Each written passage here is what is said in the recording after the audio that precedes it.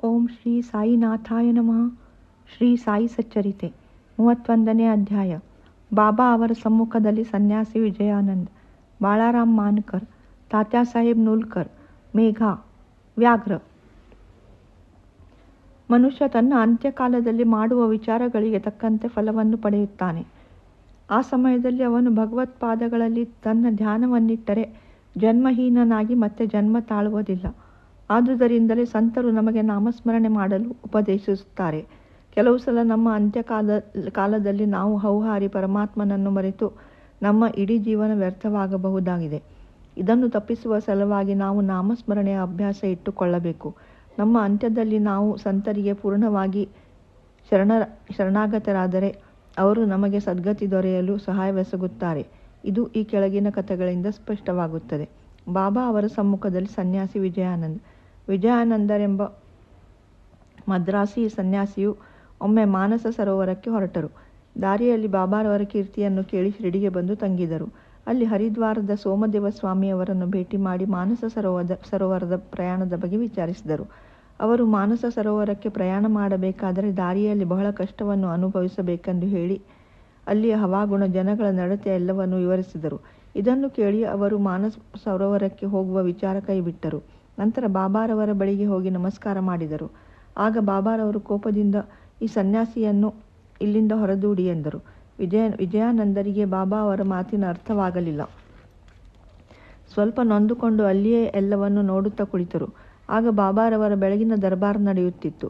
ಭಕ್ತರೆಲ್ಲರೂ ನೆರೆದಿದ್ದರು. ಅವರು ಅನೇಕ ರೀತಿಯಲ್ಲಿ ಬಾಬಾರವರನ್ನು ಪೂಜಿಸುತ್ತಿದ್ದರು.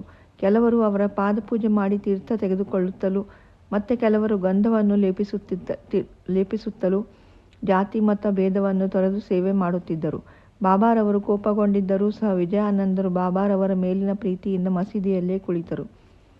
ಈ ರೀತಿ ಶಿರಡಿಯಲ್ಲಿ 2 ದಿನ ಕಳೆದವು. ಆಗ ಅವರ ತಾಯಿಯವರು ಅತಿ ಆಜಾರಿ ಇರುವರೆಂದು ಪತ್ರ ಬಂದಿತು. ವಿಜಯಾನಂದರು ಬಹಳ ನೊಂದುಕೊಂಡು ಆ ಸಮಯದಲ್ಲಿ ತಾಯಿಯ ಬಳಿ ತಮಗೆ ಇರಲು ಸಾಧ್ಯವಿಲ್ಲ ಎಂದು ಪಶ್ಚಾತ್ತಾಪ ಮಾಡಿಕೊಂಡರು. ಆದರೆ ಬಾಬಾರವರ ಅನುಮತಿ ಇಲ್ಲದೆ ಹೊರಡುವ ಹಾಗಿರಲಿಲ್ಲ. ಪತ್ರವನ್ನು ಕೈಯಲ್ಲಿ ಹಿಡಿದುಕೊಂಡು ಬಾಬಾ ಹತ್ತಿರ ಹೋಗಿ ಹೊರಡಲು ಅನುಮತಿ ಬೇಡಿದರು.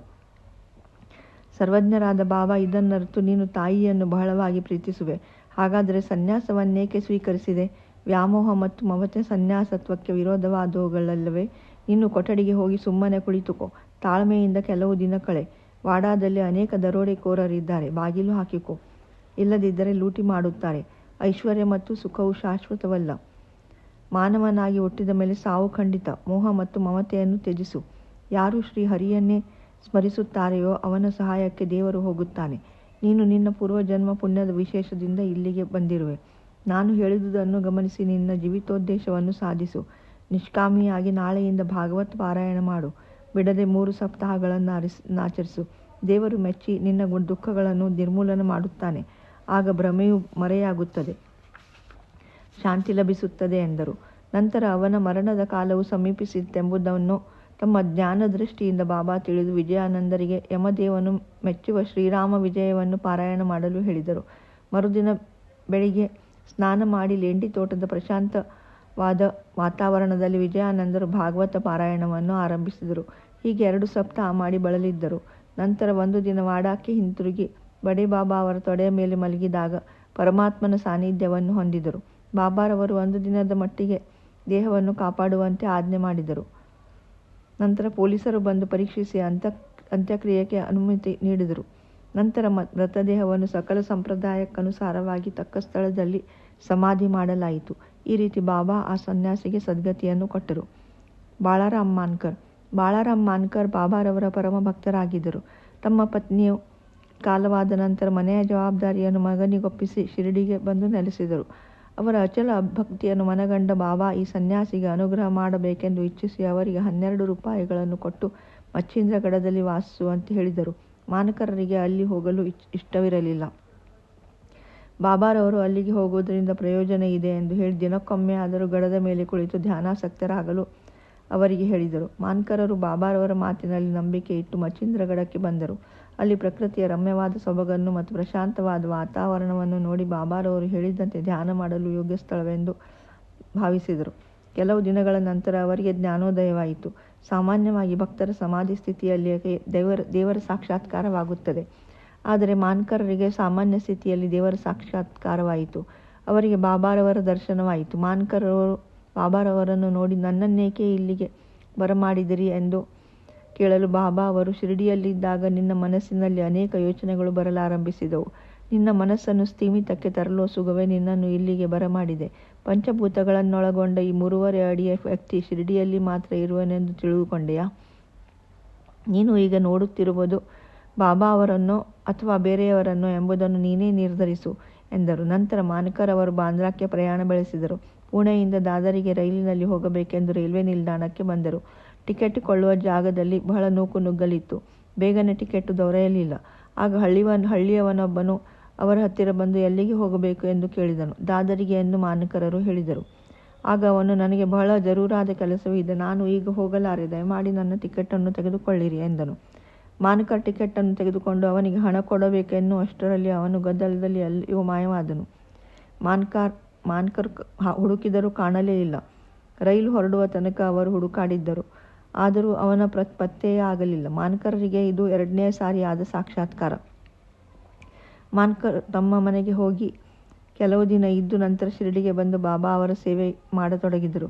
ಕೊನೆಗೆ ಬಾಬಾ ಅವರ ಆಶೀರ್ವಾದದಿಂದ ಅವರ ಸಮ್ಮುಖದಲ್ಲಿ ಇಹಲೋಕವನ್ನು ತ್ಯಜಿಸುವ ಯೋಗ ಅವರಿಗೆ ದೊರಕಿತು. ತಾತ್ಯಾ ಸಾಹೇಬ್ ನೂಲ್ಕರ್. ಹೇಮಾಡ ಪಂತರು ಇವರ ವಿಚಾರವಾಗಿ ಹೆಚ್ಚು ವಿವರಗಳನ್ನು ಕೊಟ್ಟಿಲ್ಲ. ಅವರು ಶಿರಡಿಯಲ್ಲಿ ಹೇಗೆ ಕಾಲವಾದರೆಂಬುದನ್ನು ಮಾತ್ರ ತಿಳಿಸಿರುತ್ತಾರೆ. ಸಾಯಿಲೀಲಾ ಮಾಸಪತ್ರಿಕೆಯಲ್ಲಿ ಈ ಕೆಳಕಂಡ ವಿವರಣೆ ಇದೆ. ಸುಮಾರು 1909ರಲ್ಲಿ ಪಂಢರ್ಪುರದಲ್ಲಿ ನಾನಾ ಸಾಹೇಬ್ ಚಾಂದೋರ್ಕರ್ ಅವರು ಮಾಮಲೆದಾರರಾಗಿದ್ದಾಗ ಇವರು ಅಲ್ಲಿ ನ್ಯಾಯಾಧೀಶರಾಗಿದ್ದರು. ಇಬ್ಬರು ಬಹಳ ಸ್ನೇಹಿತರಾಗಿದ್ದರು. ತಾತ್ಯಾ ಅವರಿಗೆ ಸಾಧು ಸಂತರಲ್ಲಿ ನಂಬಿಕೆ ಇರಲಿಲ್ಲ. ಆದರೆ ನಾನಾ ಸಾಹೇಬ್ ಚಾಂದೋರ್ಕರ್ ಸಾಧು ಸಂತರ ಭಕ್ತರಾಗಿದ್ದರು. ನಾನಾ ಅವರು ಅವರಿಗೆ ಶ್ರೀ ಸಾಯಿಲೀಲೆಗಳನ್ನು ವಿವರಿಸಿ ಒಮ್ಮೆ ಶಿರಡಿಗೆ ಹೋಗಿ ದರ್ಶನ ಪಡೆಯಬೇಕೆಂದು ಪ್ರೇರೇಪಿಸಿದರು. ಆಗ ಅವರು 2 ಷರತ್ತುಗಳ ಮೇಲೆ ಶಿರಡಿಗೆ ಹೋಗಲು ಒಪ್ಪಿದರು. ಅವು ಯಾವುದೆಂದರೆ, ಬ್ರಾಹ್ಮಣನಾದವನು ಅಡಿಗೆ ಮಾಡಲು ತಮ್ಮ ಜೊತೆಯಲ್ಲಿ ಬರಬೇಕು ಮತ್ತು ಬಾಬಾ ಅವರಿಗೆ ಅರ್ಪಿಸಲು ಒಳ್ಳೆಯ ನಾಗ್ಪುರದ ಕಿತ್ತಳೆ ಹಣ್ಣುಗಳು ದೊರೆಯಬೇಕು. ಇವೆರಡು ಷರತ್ತುಗಳು ದೇವರ ದಯೆಯಿಂದ ನೆರವೇರಿದವು. ಆಗ ತಾತ್ಯಾ ಅವರು ಶಿರಡಿಗೆ ಹೊರಡಲೇಬೇಕಾಯಿತು. ಮೊದಲು ಬಾಬಾ ಅವರ ಮೇಲೆ ಕೋಪಗೊಂಡರು. ಆಗಾಗ್ಗೆ ತಾತ್ಯಾ ಅವರಿಗೆ ಈ ರೀತಿಯಾದ ಪ್ರಸಂಗಗಳು ಸಂಭವಿಸುತ್ತಿದ್ದವು. ನಂತರ ಬಾಬಾ ಅವರು ದೇವರ ಅವತಾರ ಎಂದು ಅವರು ತಮ್ಮ ಸ್ವಂತ ಅನುಭವದಿಂದಲೇ ಅರಿತರು. ಬಾಬಾ ಅವರಲ್ಲಿ ಆಸಕ್ತಿ ಹುಟ್ಟಿ ತಮ್ಮ ಅಂತ್ಯಕಾಲದ ತನಕ ಶಿರಡಿಯಲ್ಲಿಯೇ ತಂಗಿದರು. ಅಂತ್ಯಕಾಲ ಸಮೀಪಿಸುತ್ತಿರುವಾಗ ಅವರ ಹತ್ತಿರ ಕುಳಿತು ಪುಣ್ಯ ಗ್ರಂಥಗಳ ಪಾರಾಯಣ ಮಾಡಿ ಅವರಿಗೆ ಬಾಬಾ ಅವರ ಪಾದ ತೀರ್ಥವನ್ನು ಕುಡಿಸಲಾಯಿತು. ಆಗ ಬಾಬಾ ಅವರು ಅವರ ಅಂತ್ಯವನ್ನರಿತು, ತಾತ್ಯಾ ನಮ್ಮನ್ನು ಬಿಟ್ಟು ಅಗಲಿದನು, ಅವನಿಗೆ ಪುನರ್ಜನ್ಮವಿಲ್ಲ ಎಂದರು. ಮೇಘ. ಈ ಹಿಂದೆ 28ನೇ ಅಧ್ಯಾಯದಲ್ಲಿ ಮೇಘಾನ ಕಥೆಯನ್ನು ವಿವರಿಸಿದ್ದೇವೆ. ಮೇಘ ತೀರಿಕೊಂಡ ನಂತರ ಶಿರಡಿಯ ಜನರೆಲ್ಲರೂ ಅವನ ಅಂತ್ಯ ಮೆರವಣಿಗೆಯಲ್ಲಿ ಭಾಗವಹಿಸಿದರು. ಬಾಬಾ ಅವರು ಸಹ ಜನರೊಡನೆ ಸ್ಮಶಾನಕ್ಕೆ ಹೋಗಿ ಅವನ ಮೃತ ದೇಹದ ಮೇಲೆ ಪುಷ್ಪಗಳನ್ನು ಹಾಕಿದರು. ದಹನ ಕ್ರಿಯೆಗಳಾದ ನಂತರ ಬಾಬಾ ಅವರು ಸಹ ಸಾಮಾನ್ಯ ಮನುಷ್ಯರಂತೆ ಕಣ್ಣೀರು ಸುರಿಸಿದರು. ಭಕ್ತರಿಗೆ ಸದ್ಗತಿಯನ್ನು ನೀಡಿದ ಅನೇಕ ಸಂತರನ್ನು ನಾವು ನೋಡಿದ್ದೇವೆ. ಆದರೆ ಬಾಬಾ ಅವರ ರೀತಿ ಅಪೂರ್ವವಾಗಿದ್ದಿತು. ವ್ಯಾಘ್ರ. ಬಾಬಾ ಅವರ ಮಹಾಸಮಾಧಿಯ ಮೊದಲು 7 ದಿನಗಳ ಮುಂಚೆ ಈ ಘಟನೆ ಸಂಭವಿಸಿತು. ಕೆಲವು ದರವೇಶಿಗಳು ಒಂದು ಹುಲಿಯನ್ನು ಸರಪಳಿಯಿಂದ ಕಟ್ಟಿ ಚಕ್ಕಡಿ ಗಾಡಿಯಲ್ಲಿ ಹಾಕಿ ಶಿರಡಿಗೆ ತಂದರು. ಅದನ್ನು ಆ ದರವೇಶಿಗಳು ಹಳ್ಳಿಗಳಲ್ಲಿ ಪ್ರದರ್ಶಿಸಿ ದೊರೆತ ಹಣದಿಂದ ತಮ್ಮ ಉಪಜೀವನ ಮಾಡುತ್ತಿದ್ದರು. ಅದು ರೋಗದಿಂದ ನರಳುತ್ತಿತ್ತು. ಎಷ್ಟೋ ಔಷಧಿ ಕೊಡಿಸಿದರೂ ಗುಣವಾಗಲಿಲ್ಲ. ಬಾಬಾ ಅವರ ಕೀರ್ತಿ ಕೇಳಿ ಆ ಹುಲಿಯೊಂದಿಗೆ ಅವರು ಬಾಬಾ ಅವರ ಕಡೆಗೆ ಬಂದರು. ಬಾಬಾ ಅವರ ಅನುಮತಿ ಪಡೆದು ಅದನ್ನು ಅವರ ಬಳಿಗೆ ತಂದರು. ಮಸೀದಿಯಲ್ಲಿ ಕಾಲಿಡುತ್ತಲೇ ಅದು ಬಾಬಾ ಅವರ ದಿವ್ಯ ತೇಜಸ್ಸನ್ನು ಸಹಿಸಲಾರದೆ ತಲೆಯನ್ನು ಕೆಳಗೆ ಮಾಡಿ ಅವರನ್ನು ಪ್ರೀತಿಯಿಂದ ನೋಡಿತು. ನಂತರ ಬಾಲವನ್ನು ಅಲ್ಲಾಡಿಸಿ ಅದನ್ನು 3 ಸಲ ನೆಲಕ್ಕೆ ಹೊಡೆದು ಶುದ್ಧಿ ತಪ್ಪಿ ಬಿದ್ದ ಕೂಡಲೇ ಅದರ ಜೀವ ಹೋಯಿತು. ಇದರಿಂದ ಆ ದರವೇಶಿಗಳಿಗೆ ಅತೀವ ದುಃಖವಾಯಿತು. ಆದರೆ ಅದು ಬಾಬಾ ಅವರ ಬಳಿ ತನ್ನ ಪ್ರಾಣ ಬಿಟ್ಟಿದ್ದುದು ಒಂದು ಪುಣ್ಯ ವಿಶೇಷವೇ ಸರಿ ಎಂದು ಅವರು ನಂತರ ಮನಗಂಡರು.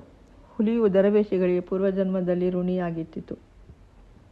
ಅವರ ಋಣ ತೀರಿಸಿದ ನಂತರ ಅದು ಬಾಬಾ ಅವರ ಸಮ್ಮುಖದಲ್ಲಿ ಅಸುನೀಗಿತು.